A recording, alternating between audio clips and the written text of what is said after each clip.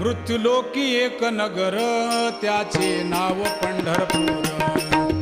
येथील मोकाशी उभा शेविटेवर पुंडलिक भक्तराज शोभे चंद्रभागा तीर. बोलती साधू संत जीवा वाटे हुरहुर.